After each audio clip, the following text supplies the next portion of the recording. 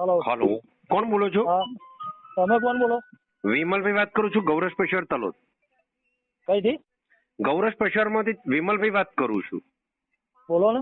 કોણ બોલ્યા? જનક બોલું. ક્યાંથી? બરોડાથી. ઓકે, તમે એક ડ્રમ મંગાવ્યું હતું, કેટલા પશુને આપ્યું માલિક? એવું કહો ને, પેલું ધમ મંગાવી દે. હા. હા, એક જ ગાય છે ને 3 વાછડી છે. ઓકે, કેટલા દિવસ થયા આજે? આજે લગભગ 10-12 દાડા થયા. શું ચેન્જીસ લાગે છે? ચેન્જ આવ્યો છે ગાયને. શું આવ્યું? 2 દાડામાં ભાવવાની છે. હા. તો બધી રીતે ફેર લાગે છે, વાછડી બધામાં. બરોબર. કેવો ચેન્જીસ આવ્યો? આમાં શું છે, પેલી ખોરાક નથી લીધી વાછડીઓ, એના વિકાસમાં બધી રીતે ચેન્જ આવે છે. બરોબર. પછી એના શરીર ઉપર કોઈ ચેન્જીસ લાગે છે?